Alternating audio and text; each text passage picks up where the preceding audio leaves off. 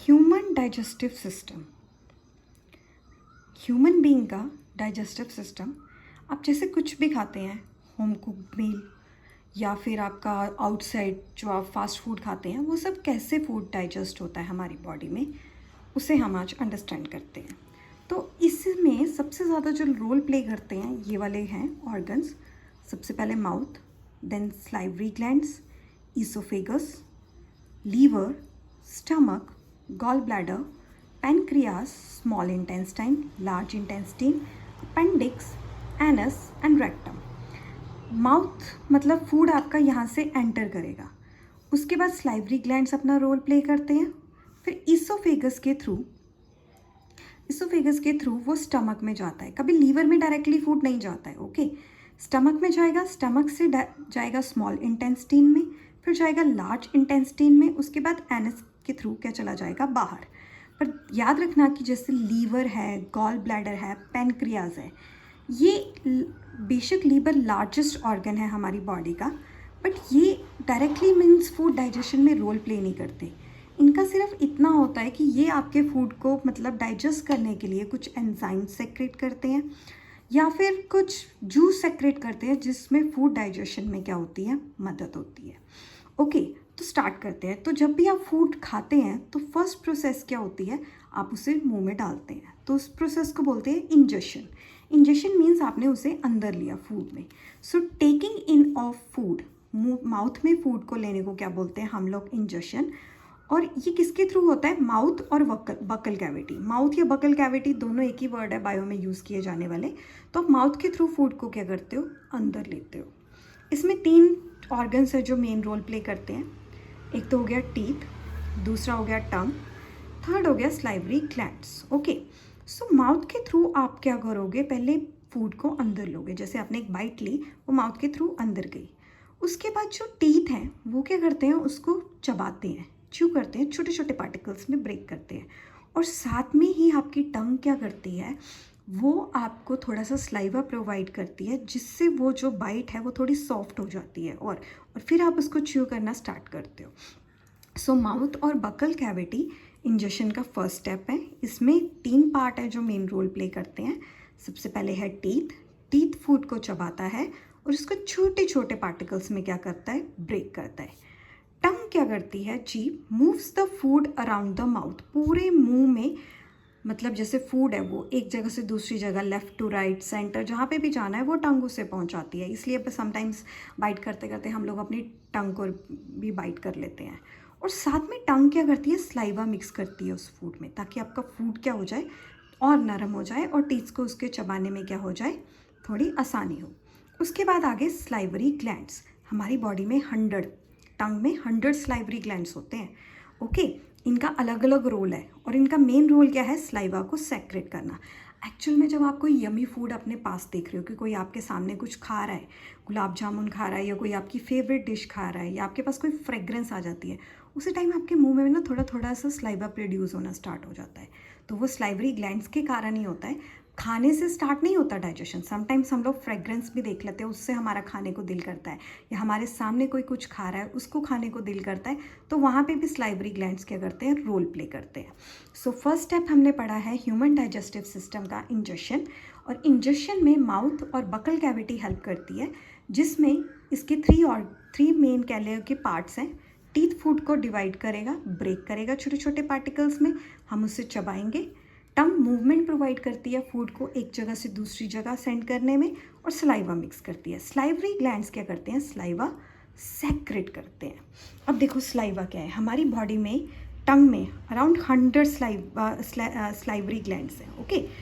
ये स्लाइवा क्या करता है, पहले तो स्लाइवरी ग्लैंड्स ने स्लाइवा सेक्रेट किया, अब ये स्लाइवा एक एंजाइम सेक्रेट करेगा, एंजाइम जिसको बोलते हैं salivary amylase, okay. Salivary amylase ये क्या करेगा, ये केमिकल डाइजेशन करेगा स्टार्च को ब्रेक करेगा, ओके।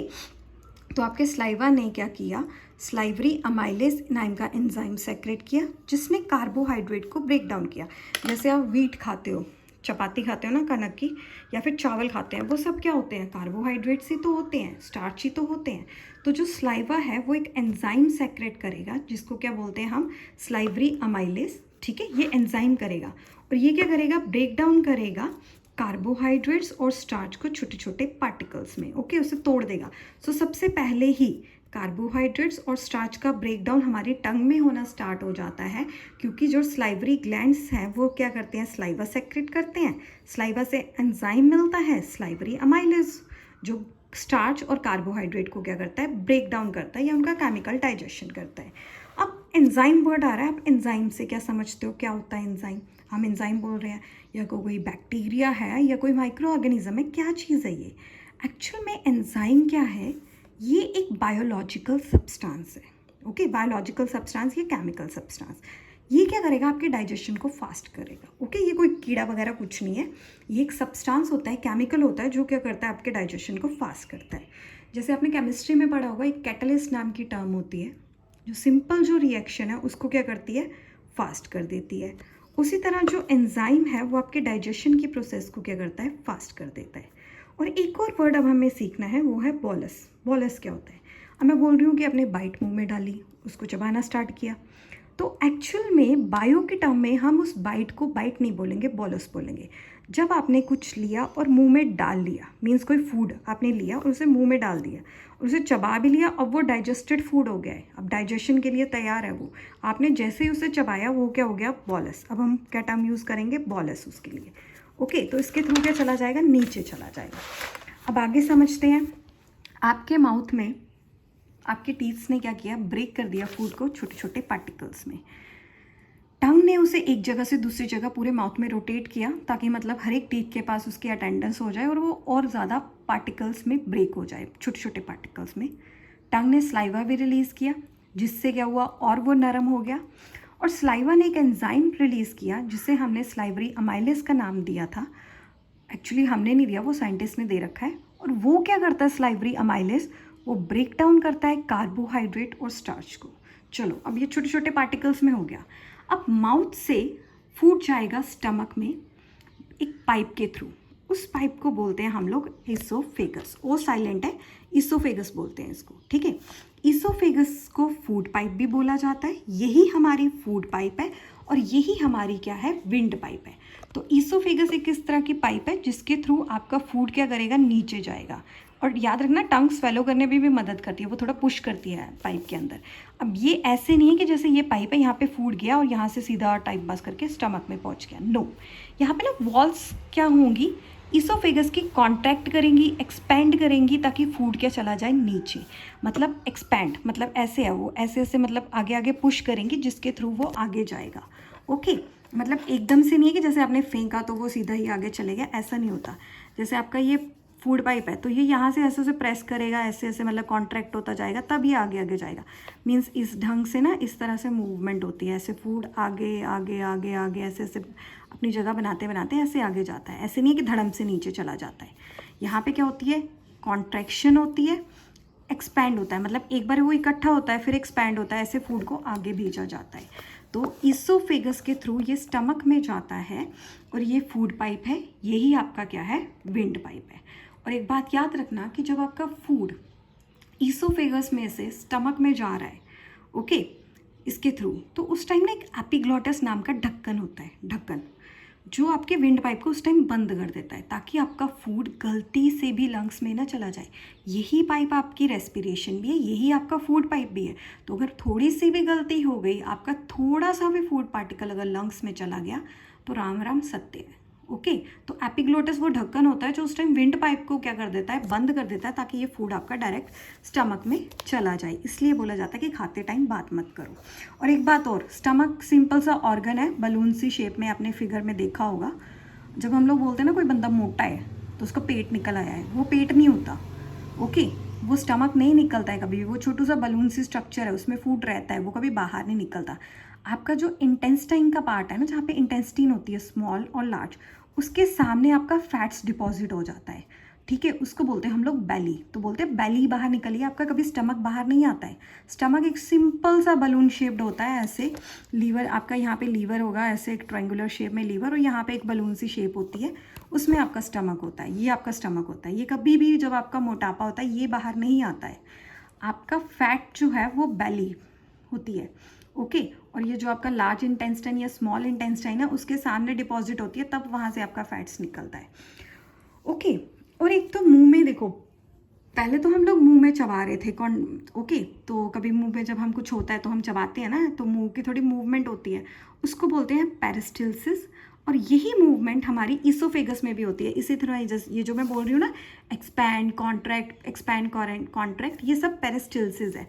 मीन्स कॉन्ट्रैक्शन और एक्सपेंशन होएगी movement of the walls of the oesophagus. वो कॉन्ट्रैक्ट करेंगे, एक्सपैंड करेंगे, इसके थ्रू आपका फूड कहाँ जाएगा, स्टमक के अंदर। ओके। सो पहले एक बार रिवाइज कर लेते हैं। पहले माउथ में हमने इंजेक्शन किया, माउथ में डाला, तो टीथ ने उसको ब्रेक डाउन किया, चबाया, उसको और ब्रेक डाउन किया। उसके बाद टंग ने उसमें स्लाइवा सेक्रेट किया ताकि वो नरम हो जाए। उसने मूवमेंट भी प्रोवाइड की कि वो एक जगह से दूसरी जगह फूड ट्रांसफ़र हो जाए। उसके बाद टंग ने स्लाइवा सेक्रेट किया, उस स्लाइवा में था स्लाइवरी अमाइलेज, जिसने कार्बोहाइड्रेट्स और स्टार्च को क्या किया, ब्रेक डाउन किया। फिर उसके बाद पेरिस्टल मूवमेंट के दौरान आपका जो ईसोफेगस के थ्रू फूड कहाँ जाएगा, स्टमक में जाएगा। ओके। तो ये चला गया अब आपका स्टमक में, माउथ से गया ईसोफेगस में, ईसोफेगस से कहाँ गया, स्टमक में। स्टमक में क्या होता है कि फूड क्या होता है, चर्न्ड होता है, churned for 3 to 4 hours a semi solid paste is formed. जैसे आप देखते हो मिक्सर हम लोग घुमाते हैं उसको, टुर्र करके ऐसे होता है, वैसे ही, पर मिक्सर की तरह फास्ट नहीं होता। जैसे वॉशिंग मशीन नहीं होती, एकदम थोड़ा सा ऐसे रोटेशन लेती है, फिर ऐसे रोटेशन लेती है, इसी तरह थोड़ा सा चर्न होता है हमारा, मतलब इस तरह हल्की सी वॉशिंग मशीन हमारे स्टमक में भी होती है, बिल्कुल स्लाइटली। ये थोड़ा सा चर्न करता है फूड को, मतलब हिलाता है डुलाता है जैसे भी है। तो स्टमक में फूड चर्न होता है 3 to 4 hours के लिए, जैसे मशीन में होता है वैसे इसमें होगा 3 to 4 hours के लिए। और जो आपने फूड खाया है बॉलस, उसको सेमी सॉलिड पेस्ट में फॉर्म करेगा, वो सेमी सॉलिड में, ओके, सेमी सॉलिड बना देगा। स्टमक की जो वॉल्स होती हैं उसमें 3 ट्यूबुलर ग्लैंड्स होते हैं। जो स्टमक की वॉल है, पेट की आपकी जो दीवार है, उसमें 3 तरह के ट्यूबुलर ग्लैंड्स होते हैं जो गैस्ट्रिक जूस सेक्रेट करते हैं। स्टमक में वॉशिंग मशीन की तरह आपका फूड क्या होगा, चर्न होगा, ठीक है। वहाँ पे 3 to 4 hours वो रहेगा, ओके। और वहाँ पे सेमी सॉलिड पेस्ट बनना है। और जो स्टमक की वॉल्स है वहाँ पे क्या है, 3 ट्यूबुलर ग्लैंड्स हैं, ये वाले 3 ट्यूब की तरह के ग्लैंड्स होते हैं जो वॉल की स्टमक में होते हैं, स्टमक की वॉल में ऑलरेडी प्रेजेंट होते हैं। और ये गैस्ट्रिक जूस सेक्रेट करते हैं, कुछ नहीं करते और गैस्ट्रिक जूस सेक्रेट करते हैं। अब गैस्ट्रिक जूस को दिमाग में याद रखना, बच्चे कंफ्यूज हो जाते हैं कैसा है। देखो गैस्ट्रिक जूस होते हैं 3 तरह के हमारी स्टमक की वॉल में। स्टमक में फूड चर्न होगा, एक बार याद रखना, 3 to 4 hours के लिए सेमी सॉलिड बनना है। अब 3 to 4 hours वो सिर्फ चर्निंग नहीं करेगा, और भी बहुत कुछ करता है, ओके। सो पहले वहाँ पे 3 तरह के जूस होंगे। एक है हाइड्रोक्लोरिक एसिड जिसको बोलते हैं HCl, दूसरा होता है म्यूकस, और तीसरा होता है एंजाइम पेप्सिन। याद रखना 3 तरह के गैस्ट्रिक जूस, ये आपके वो जूस नहीं है जैसे ऑरेंज जूस वगैरह, ये दूसरे जूस हैं जो स्टमक की वॉल ने सेक्रेट किए हैं। HCl, हाइड्रोक्लोरिक एसिड, ये एक एसिड है, mucus, okay, enzyme pepsin. Enzyme pepsin जो होता है वो 45 मिनट, ये मैं आपको बताऊंगी इसके बाद क्या है। 45 मिनट के लिए क्यों बोला जाता है कि आपको ना, मतलब खाने से 45 मिनट से पहले पानी नहीं पीना चाहिए और खाने के 45 मिनट बाद पानी पीना चाहिए। मीन्स 45 मिनट्स का गैप रखो आप इसके लिए, ओके। ये क्यों कहा जाता है, तो आपके पेट में 3 तरह के जूस हैं। एक तो है HCl, हाइड्रोक्लोरिक एसिड, दूसरा है म्यूकस, और तीसरा है enzyme pepsin. Enzyme biological substance है। अब देखो HCl क्या करेगा, हाइड्रोक्लोरिक एसिड, जब आपने बॉलस लिया, ओके, आपके स्टमक में गया, तो वो ज़रूरी थोड़ी है वो अकेला बॉलस ही होगा, क्या पता उसमें कुछ बैक्टीरिया हो, कुछ हो, क्योंकि कुछ लोगों को हाथ धो के खाने की आदत नहीं होती, और कभी कभार बैक्टीरिया रह ही जाते हैं फूड में, चाहे जितना मर्जी गर्म कर लो। तो HCl क्या करेगा, जो आपके बॉलस में जितने भी बैक्टीरिया हैं जो आपके फूड के थ्रू आपके स्टमक में आ चुके हैं, HCl एसिड है, तो ये उस बैक्टीरिया को क्या कर देगा, मार देगा, ओके। जैसे बॉलस आपके पेट में आया तो वो क्या करेगा, उसको मार देगा। और गैस्ट्रिक जूस को क्या बनाएगा, एसिडिक, क्योंकि आपकी स्टमक की वॉल ने 3 तरह के एसिडिक जूस निकाले हैं, 3 तरह के सिंपल जूस दिए हैं आपको। तो HCl क्या करेगा, उस गैस्ट्रिक जूस को एसिडिक बनाएगा और बैक्टीरिया जो होते हैं उनको मार देगा, ओके। ये गैस्ट्रिक जूस जो है इसमें हमारा फूड 2 to 4 आवर्स तक रहेगा। आपके पेट में 2 to 4 आवर्स या 3 to 4 आवर्स चर्निंग होती है ना, तो ये गैस्ट्रिक जूस में आपका फूड इतना ही रहेगा, इतने 2 to 4 आवर्स के लिए। और हमारी बॉडी एक दिन में 1 to 2 लीटर HCl प्रोड्यूस करती है। हाइड्रोक्लोरिक एसिड हमारी बॉडी 1 से 2 लीटर एक दिन में प्रोड्यूस करती है। तो आपके स्टमक की वॉल्स ने 3 तरह के जूस सेक्रेट किए, एक था HCl, एक था म्यूकस और एक था एंजाइम पेप्सिन। अभी हमने सिर्फ HCl के बारे में पढ़ा है। HCl क्या करता है, सबसे पहले जो आपकी बॉलस में अगर कोई गलती से भी कोई बैक्टीरिया आ गया है तो उसको वो मार देगा, फिनिश कर देगा बैक्टीरिया को। दूसरा, ये जो गैस्ट्रिक जूस आया है इसको किस में कन्वर्ट करेगा, वो एसिडिक मीडियम में, एसिडिक। और याद रखना इसमें फूड आपका 2 to 4 आवर्स तक रहेगा और 1 to 2 लीटर पर डे ये एक दिन में प्रोड्यूस करता है। अब क्वेश्चन है कि देखो हमें पानी क्यों नहीं पीना चाहिए, बिल्कुल फूड के 45 मिनट्स पहले या फिर 45 मिनट्स बाद ही क्यों पानी पीना चाहिए। अब देखो आपकी बॉडी में फूड गया बॉलस, तो वहाँ पे HCl भी है। अब एसिड में आप अगर आप वाटर डाल दोगे तो वो तो डाइल्यूट हो गया डाइल्यूट ना, तो आपका मतलब क्या है कि मतलब फूड भी प्रॉपर डाइजेस्ट नहीं हो पाएगा और ना क्या होगा, बैक्टीरिया मरेंगे। तो आप जब पानी पीते हो ना, तो आप जो पेट में एसिड प्रोड्यूस हुआ है उसको किस में कन्वर्ट कर देते हो, डाइल्यूट में। इसलिए बोला जाता है कि खाने से 45 मिनट्स पहले पानी मत पियो और खाने के 45 मिनट्स बाद ही पानी पियो। मीन्स आपको कह लो कि 1 आवर 45 प्लस 45 हो गए आपके 90, तो 1 आवर 30 मिनट्स तक आपको पानी नहीं पीना चाहिए। Okay, 45 before meal, 45 after meal, तब पानी पियो ताकि आपका जो एसिड है वो डाइल्यूट ना हो और आपका फूड डाइजेस्ट हो जाए। ओके, तो ये तो था HCl का काम। HCl ने सिर्फ आपकी बॉडी में 2 काम किए, एक तो आपके बैक्टीरिया को मारा और दूसरा एसिडिक मीडियम निकाला। अब आपकी बॉडी में एसिड है, एसिड तो डेंजरस होता है, तो अगर बॉडी में एसिड है तो वो स्टमक की वॉल्स को नुकसान तो पहुंचाएगा ही पहुंचाएगा, है ना। तो कुछ ऐसा मटेरियल भी होना चाहिए जो इस एसिड से बचा सके, तो उसको कौन बचाता है, म्यूकस। ओके, आपके स्टमक में एसिड है, वो बैक्टीरिया के लिए है, फूड को डाइजेस्ट करने के लिए है, बट इसके साथ साथ वो आपकी वॉल को भी नुकसान ना पहुंचाए, इसलिए वहाँ पे म्यूकस भी सेक्रेट किया जाता है जो आपकी बॉडी को एसिड के साइड इफ़ेक्ट से बचाता है। ओके, सो म्यूकस क्या करता है, protect the lining of stomach from HCl। ये आपके स्टमक की लाइनिंग जो लेयर है या फिर उसकी जो वॉल है उसको HCl से बचाता है ताकि उसका कोई हार्मफुल इफेक्ट ना हो।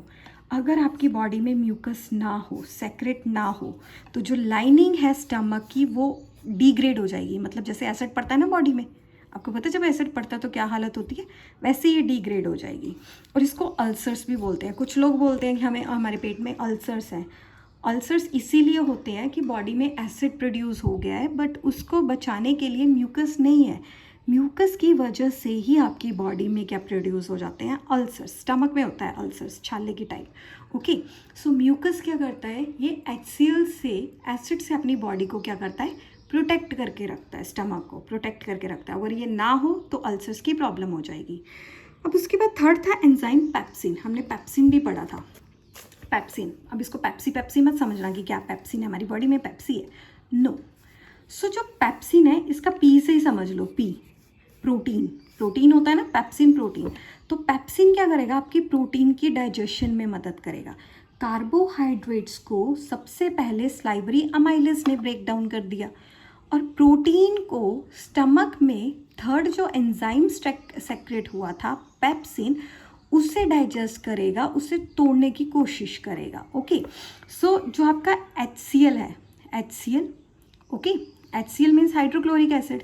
गैस्ट्रिक जूस जो है वहाँ पे गैस्ट्रिक ग्लैंड्स भी होते हैं, वो एक पेंसिनोजन नामक एक एंजाइम को सेक्रेट करते हैं, ग्लैंड, ठीक है। HCl और पेंसिनोजन ये दोनों आपस में रिएक्ट होकर पेप्सिन बनाते हैं। कंफ्यूज मत होना, HCl जो था वो बॉडी में पहले से हो गया सेक्रेट, उसके बाद जो गैस्ट्रिक एंजाइम्स है, गैस्ट्रिक एंजाइम वहीं पर ही है, उसने एक आपको एंजाइम दिया जिसे बोलते हैं पेंसिनोजन। ओके, इन पेंसिनोजन और HCl से रिएक्शन के बाद मिलता है आपको पेप्सिन नाम का एंजाइम। अगर आपको नहीं याद रहता तो सीधा पेप्सिन पे आ जाओ कि पेप्सिन एक एंजाइम है जो प्रोटीन को ब्रेक डाउन करता है। सबसे पहले पेप्सिन करेगा क्या, आपके पीछे HCl ने फूड को किस में रखा है, एसिडिक मीडियम में, एसिडिक। तो पेप्सिन क्या करेगा, उस एसिडिक मीडियम में काम करेगा। उसी एसिडिक मीडियम में, जहाँ पे मतलब HCl है, उसी एसिडिक मीडियम में काम करेगा। ये प्रोटीन को डाइजेस्ट करेगा, प्रोटीन को, और प्रोटीन को ब्रेक कर देगा स्मॉलर पीसेस में। अंडरस्टूड? तो हम पढ़ रहे हैं स्टमक के बारे में। स्टमक में ईसोफेगस के थ्रू फूड गया।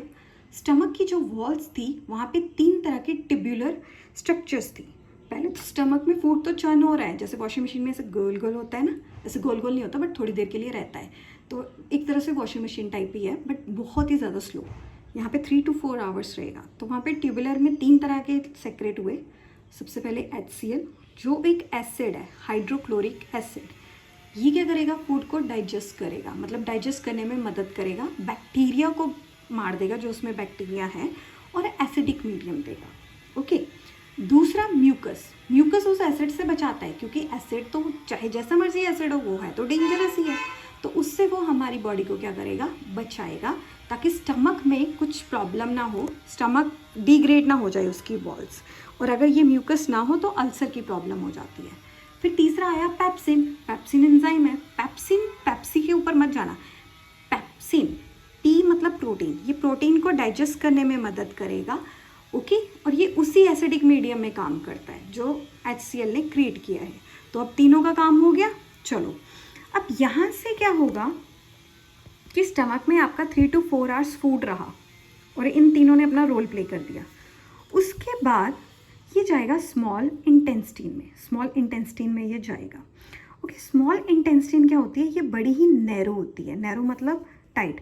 जो आपकी मिडिल फिंगर होती है ना, ये वाली मिडिल फिंगर, ये वाली, इसकी जो फिंगर है इसकी विड्थ के जितनी होती है, जितनी इसकी विड्थ है ना, इतनी आपकी स्मॉल इंटेस्टाइन की विड्थ होगी। ओके।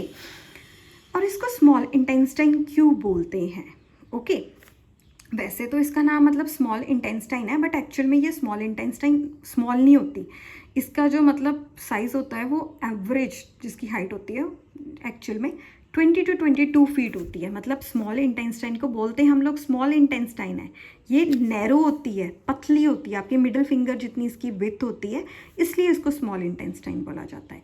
स्मॉल इंटेस्टाइन, स्टमक से फूड गया स्मॉल इंटेस्टाइन में। स्मॉल इंटेस्टाइन को स्मॉल इंटेस्टाइन क्यों बोलते हैं? क्योंकि ये नैरो होती है, पतली होती है, और यहाँ से जो फूड है वो जाएगा। ओके। और ये लार्जेस्ट पार्ट है एलिमेंट्री कैनल का, ये वाला जो है जो हम पढ़ रहे हैं। और स्मॉल इंटेस्टाइन हम बोलते ज़रूर है, बट ये एक्चुअल में लेंथ में बहुत बड़ी होती है। इसका साइज़ होता है 20 to 22 फीट एवरेज हाइट वाले बंदे में, या कह लो कि जितनी आपकी हाइट है उसका 3 टाइम्स होते हैं ये स्मॉल इंटेस्टाइन। और स्टमक में आपका फूड रहा 3 to 4 hours. Okay. 3 to 4 hours और 2 to 4 आवर्स। ओके। तो स्टमक में इतनी देर रहा, पार्शली डाइजेस्टेड फूड जितना डाइजेस्ट नहीं हुआ वो कितने में जाएगा? अब स्मॉल इंटेस्टाइन में। स्टमक से 2 to 4 आवर्स के बाद आपका फूड जाएगा स्मॉल इंटेस्टाइन में। स्मॉल इंटेस्टाइन की हाइट होती है, मतलब साइज़ होता है 3 into आपकी हाइट, 3 टाइम्स आपकी हाइट का, और यहाँ पे चला गया। अब ये जाएगा कैसे? अपने आप नहीं जाएगा। ओके। यहाँ पे ना एक पिलोरिक स्पिंटर मसल होती है। ओके। स्मॉलर प्लिंटिक मसल, ये यहाँ से ना थोड़े अमाउंट में फूड भेजती है। ये नहीं है कि ले ही हो गया स्टमक, जा तो ले जा स्मॉल इंटेस्टाइन में, नो। यहाँ से धीरे धीरे फूड जाता है। अब जो आपका बॉलस था, बॉलस में अब चर्निंग होगी उसकी HCl के थ्रू। ओके।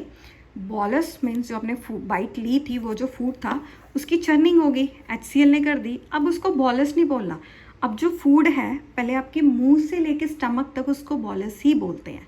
उसके बाद अब ये क्या बन गया? चाइम, इसको बोलते हैं चाइम। अब चाइम यूज़ होगा। अब स्मॉल इंटेस्टाइन में आपका फूड रहेगा 4 to 6 आवर्स, 6 घंटे, 4 से 6 घंटे तक आपका फूड उसी स्मॉल इंटेस्टाइन में रहेगा, जिसमें सेक्रेशन होगी। ओके। अलग अलग टाइप की सेक्रेशन। ओके। तो यहाँ पे 3 पार्ट्स होते हैं। स्मॉल इंटेस्टाइन से 2 ग्लैंड्स आपकी मदद करेंगे। एक तो होता है लीवर, दूसरा होता है पैनक्रियास। स्टमक में कोई रोल नहीं है लीवर और पैनक्रियास का, ठीक है। आपके माउथ से गया डायरेक्टली ईसोफेगस, ईसोफेगस से आपका गया स्टमक में, स्टमक से गया स्मॉल इंटेस्टाइन में। अब रोल आएगा लीवर और पैनक्रियास का। ओके। ये 2 ग्लैंड्स होते हैं जो आपकी मदद करते हैं। देखो, जो स्मॉल इंटेस्टाइन है इसके 3 तरह के पार्ट होते हैं, 3 तरह के, ठीक है। ये ऐसे होती है, अगर आप ऐसे देखो ना, ऐसे ऐसे ऐसे ऐसे ऐसे ऐसे ऐसी होगी। तो ये जो पार्ट है जो स्टमक के साथ कनेक्टेड है, C शेप है, जो कनेक्टेड टू स्टमक है, स्टमक के साथ, इसको बोलते हैं ड्यूडेनम। ओके। उसका जो सेंटर पार्ट है, यहाँ पे जो होता है सेंटर पार्ट, इसको बोलते हैं जीजुनम। ओके, और जो एंड पार्ट होता है जो एनएस के साथ कनेक्ट होता है, इसको बोलते हैं हम इलियम। ये एनएस के साथ नहीं, लार्ज इंटेस्टाइन के साथ कनेक्ट होता है। तो स्मॉल इंटेस्टाइन के हो गए आपके पास 3 parts, duodenum, jejunum and ileum. Okay, जो सी शेप है वो ड्यूडेनम है, ये स्टमक के साथ कनेक्टेड होता है। सेंटर पार्ट होता है जीजुनम, आप किसी का नाम रख सकते हैं, अब आपको लर्न नहीं होता। और एंड पार्ट होता है इलियम, जो लार्ज इंटेस्टाइन का पार्ट होता है। ये पता क्या करते हैं एंड पार्ट, ये देखेंगे कि आपके फूड में कैल्शियम तो नहीं है, आपके फूड में जिंक तो नहीं है। तो जो जिंक या कैल्शियम आपने लिया है वो आपका एंड पार्ट क्या करेगा, डाइजेस्ट करेगा। ओके, स्मॉल इंटेस्टाइन के 3 पार्ट्स तो हैं, सी शेप, ओके, ड्यूडेनम, जीजुनम, इलियम। ये वहाँ से मिनरल्स को एब्जॉर्ब करने की कोशिश करेंगे। और उसके बाद लीवर और पैनक्रियास। चलो पढ़ते हैं अब लीवर और पैनक्रियास के बारे में क्या है। लीवर जो है वो लार्जेस्ट ऑर्गन है हमारी बॉडी का। ओके, और नॉर्मली लीवर क्या करता है, ये सेक्रेट करेगा बाइल जूस। ठीक है, लीवर ने सिर्फ सेक्रेट करना है बाइल जूस। याद रखना, बाइल जूस कौन सेक्रेट करता है, लीवर क्या सेक्रेट करता है, बाइल जूस कौन सेक्रेट करता है, लीवर कौन सेक्रेट करता है, बाइल जूस। कौन से कलर में होता है ये, greenish yellow colour, greenish colour का।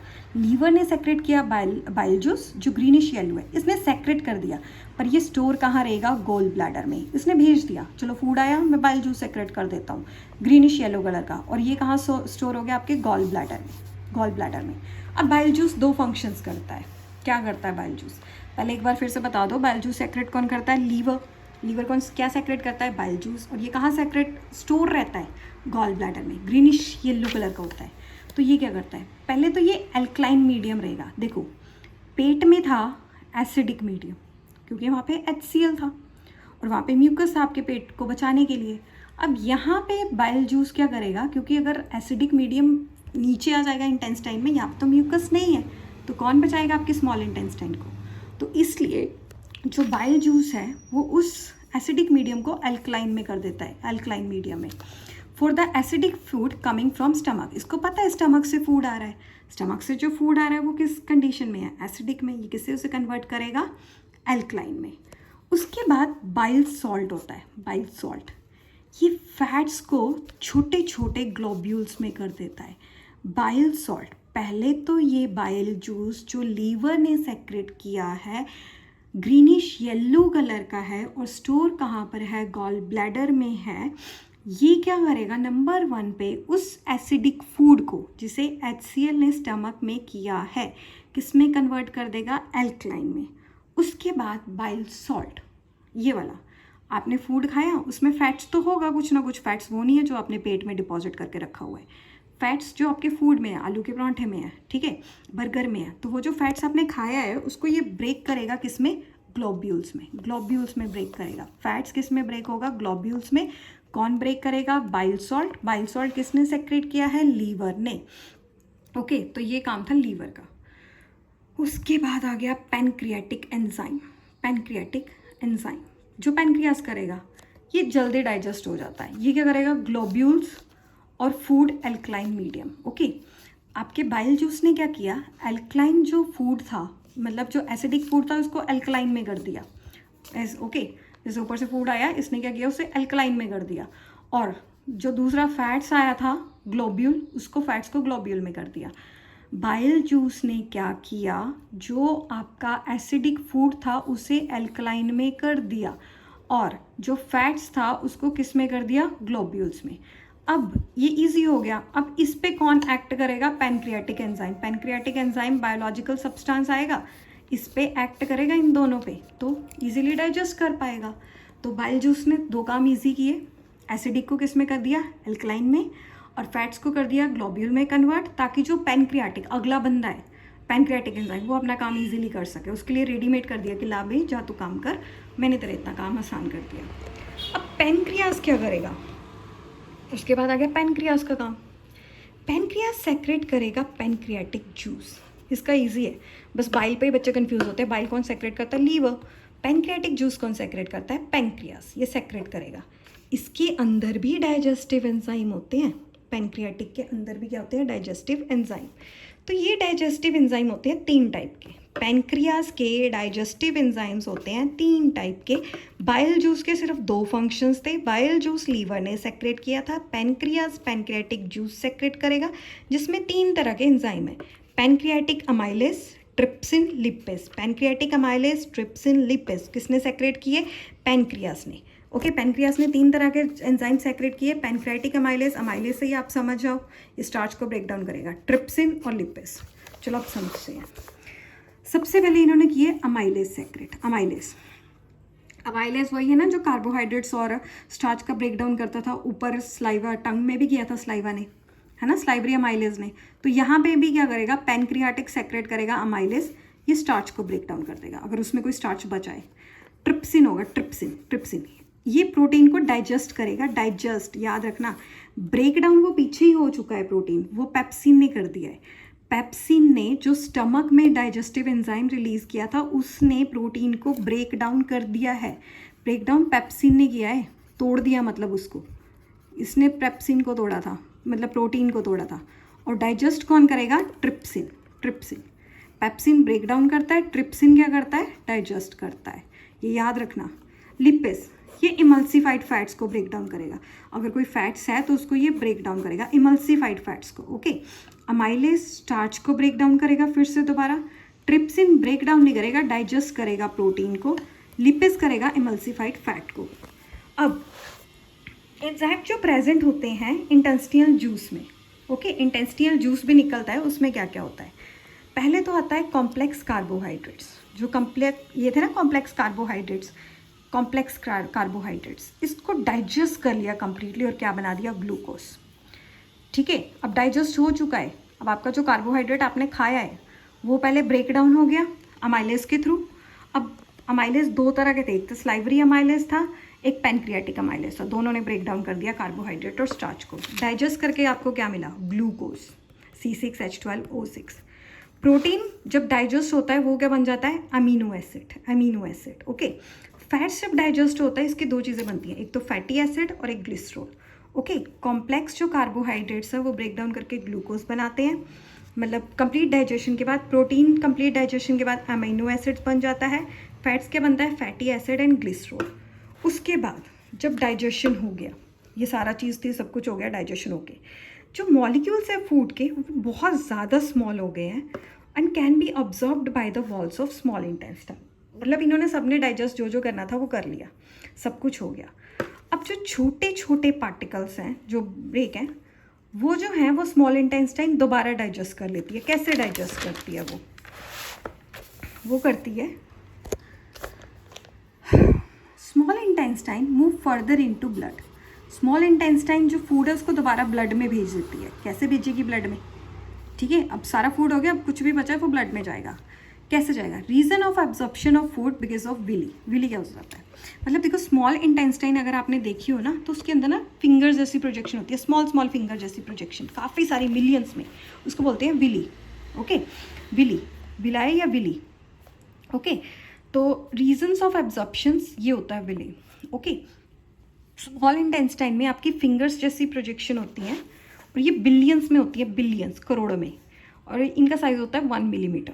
ओके, 1 मिलीमीटर इनका साइज़ होता है और ये बिलियंस में होती हैं। इनके अंदर ब्लड कैपिलरीज होती हैं जो एब्जॉर्ब करती हैं न्यूट्रिएंट्स। ऐसे होंगी आपकी काफ़ी सारी ऐसी ना, मतलब काफ़ी सारी फिंगर जैसी प्रोजेक्शन होगी 1 मिलीमीटर की। इसके अंदर ब्लड की कैपिलरीज होती हैं, ब्लड की कैपिलरीज। जब फूड इसमें से जाएगा, बिलियन में है, तो वो एब्जॉर्ब करती जाएंगी।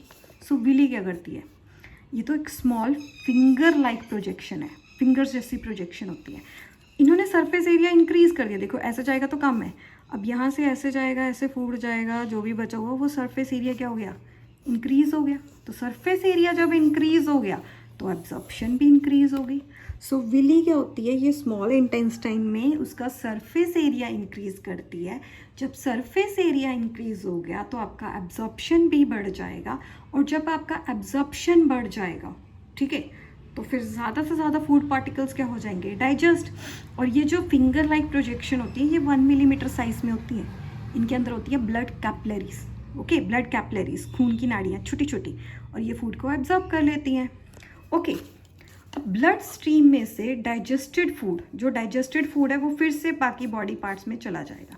ये जो इसके अंदर ब्लड स्ट्रीम्स है ना, ब्लड कैपिलरीज, इनके थ्रू जो फूड है वो ऑल बॉडी पार्ट्स में चला जाएगा और सेल्स में एसिमिलेट हो जाएगा as a part of cell, cell का पार्ट आ गया। ओके, अब हमने पीछे पढ़ा था ग्लाइकोजन, यहाँ पे पढ़ा था ना हमने, यहाँ पे ग्लाइकोजन, ये देखो ग्लिसरॉल के साथ फैट्स को कन्वर्ट किया था ग्लिसरॉल में। अब यहाँ से आएगा ग्लाइकोजन। अब देखो, अब आपका फूड डाइजेस्ट हो गया। ओके, तो जब आपने फूड डाइजेस्ट कर लिया कंप्लीटली, तो अब आपकी बॉडी क्या पूरा का पूरा फूड यूज़ करेगी। सपोज करो आपने 4-5 रोटी खा ली अच्छी सब्जी के साथ, अब उसमें से जितना भी फूड एनर्जी जनरेट हुई है, जो भी है एब्जॉर्ब हुआ है, वो सारी बॉडी तो नहीं यूज़ करेगी, जितना उतना उसको चाहिए उतना यूज़ करेगी। अब जिसकी सिटिंग जॉब है, डेस्क जॉब है, वो सारा थोड़ी यूज़ करेगी। तो वो आपका फूड किस में कन्वर्ट हो जाता है, ग्लाइकोजन में। ये डाइजेस्टेड फूड है। अभी जैसे आपने लंच किया, आपका ये डाइजेस्टेड फूड है, बट अब भी आपकी बॉडी इसको यूज़ नहीं करना चाहती, वो स्टोर कर लेती है। सो ये स्टोर कर लेती है in the form of carbohydrates, glycogen, liver के अंदर। आपने फूड खाया, अब आपकी बॉडी पूरा फूड नहीं यूज़ करना चाहती। जो बच्चे खेलते कूदते हैं उनका तो हो जाता है यूज़, अब जो बैठे रहते हैं उनका कहाँ यूज़ होएगा। तो वो डाइजेस्टेड फूड तो हो गया, आपने खा लिया, अपनी बॉडी ने अपना काम कर लिया, डाइजेस्ट कर लिया, बट उसको जितना चाहिए वही अपनी बॉडी को उतना देगी, आपकी बॉडी को, बाकी को थोड़ी रखेगी कि बाकी भी चल दे दो, नो। तो वो क्या करते हैं कि जो फूड आप नहीं अभी यूज़ करना चाहते, वो इन द फॉर्म ऑफ कार्बोहाइड्रेट्स और ग्लाइकोजन की फॉर्म में स्टोर हो जाता है हमारे लीवर के अंदर, लीवर में ग्लाइकोजन की फॉर्म में। ओके, सो एक बात और है, उसके बाद डाइजेस्ट हो गया, उसके बाद जो अनडाइजेस्टेड फूड है उसमें से कुछ बचा भी होगा, जितना मतलब उसने करना था कर लिया। अब थोड़ा सा अनडाइजेस्टेड फूड जो बचा है वो स्मॉल इंटेस्टाइन के थ्रू लार्जर इंटेस्टाइन में जाएगा। इंटेस्टाइन, अनडाइजेस्टेड फूड जो मतलब एब्जॉर्ब हो गया, थोड़ा रेसिड्यू भी तो बचा था, तो वो स्मॉल इंटेस्टाइन के थ्रू किधर जाएगा, वाइडर ट्यूब में। इसे लार्ज इंटेस्टाइन बोलते हैं क्योंकि ये वाइडर होती है ट्यूब, स्मॉल को बोलते हैं क्योंकि वो नैरो होती है, नैरो ट्यूब। तो स्मॉल इंटेस्टाइन से कहाँ चला गया, लार्ज इंटेस्टाइन में। लार्ज इंटेस्टाइन में जो आपका फूड है वो ज़्यादा टाइम तक रहेगा, मोस्टली 30 to 40 आवर्स तक रहता है आपके लार्ज इंटेस्टाइन में फूड। कभी कभार आप जब वेस्ट एक्सक्रीशन करने जाते हो तो आप सोचते हो कि 2 दिन पहले खाया था तो ये अभी कैसे निकल रहा है, तो वही है, ये लार्ज इंटेस्टाइन में 30 to 40 आवर्स तक रहता है। ओके, तो इसका काम कुछ नहीं करना, इसने बस चेक करना है उस बॉडी में कि अगर वाटर कंटेंट है उस अनडाइजेस्टेड फूड में तो ये अब्जॉर्ब कर लेगा। ओके, लार्ज इंटेस्टाइन में जो आपका चाइम है वो ज़्यादा से ज़्यादा टाइम तक रहेगा, अब्जॉर्ब करेगा वाटर को उसमें से, अनडाइजेस्टेड फूड में से। फिर जो बचा, चलो ठीक है पानी अब्जॉर्ब कर लिया, ये पार्ट को ऑलमोस्ट सॉलिड ही होता है ज़्यादातर, left over part becomes almost solid. अब जो सॉलिड वेस्ट है उसमें थोड़ा सा म्यूकस ऐड हो जाता है और एनस के थ्रू बाहर निकल जाता है, या तो इसको स्टूल बोलते हैं या फीसिस बोलते हैं, faeces. Okay, so solid waste निकल गया एनस के थ्रू, और इस प्रोसेस को बोलते हैं, जब आपकी सॉलिड वेस्ट एनस के थ्रू बाहर निकलती है, इसको बोलते हैं इजेशन और डेफिकेशन। ओके, इजेशन और डेफिकेशन, इसे कंट्रोल करता है एनल स्पिंटर। ओके, अब अगर आपने देखा हो ना तो ऐसी शेप में होता है आपका लार्ज इंटेस्टाइन, ऐसे कुछ होता है ना। तो ये वाला जो है इसको बोलते, लार्ज इंटेस्टाइन भी 3 पार्ट्स में होता है, एक होता है असेंडिंग कॉलम, एक ट्रांसवर्स कॉलम, एक डिसेंडिंग कॉलम। इसे बोलते हैं पेरिस्टाल्टिक मूवमेंट और रेक्टम। ठीक है, ये वाली चीज़। तो देखो, जो एनस है इसके 2 स्पिंटर होते हैं, एक तो होता है इंटरनल एनल स्पिंटर, एक होता है external anal sphincter. Internal anal sphincter और एक्सटर्नल एनल स्पिंटर, जब कहीं यहाँ पे होता है ये, जब कभी कभार आपको वॉशरूम आता है, आपको जाना है वॉशरूम मगर आप किसी कारणवश जा नहीं पाते, तो आप उसको रोक के रखते हैं थोड़ी देर के लिए, तो वो एक्सटर्नल एनल स्पिंटर में रोक के रखता है, क्योंकि आप इसे कंट्रोल कर सकते हैं वॉलेंट्री अपनी मर्जी से। इंटरनल एनल स्पिंटर यहाँ पे होता है, यहाँ पे फूड खुद ब खुद मतलब कि आपका डाइजेशन हो गया है बट आपका स्टूल अभी पास नहीं हुआ, तो वो यहाँ पे रहता है। ठीक है, जब ज़्यादा होता है जंप तब वो निकलने की कोशिश करता है, बट यहाँ पे स्टोर रहता है इंटरनल। तो ये था आपका डाइजेस्टिव सिस्टम। अभी थोड़ा सा यहाँ पे एक और चीज़ बता दूँ, लीवर से ड्यूडेनम हमको पता है ना, स्मॉल इंटेस्टाइन का पार्ट था। सो लीवर से डायरेक्टली कनेक्ट होता है ड्यूडेनम। ओके, लीवर से डायरेक्टली कनेक्ट होता है ड्यूडेनम, जहाँ से बाइल डक्ट के थ्रू आपका बाइल जूस जाता है। ओके।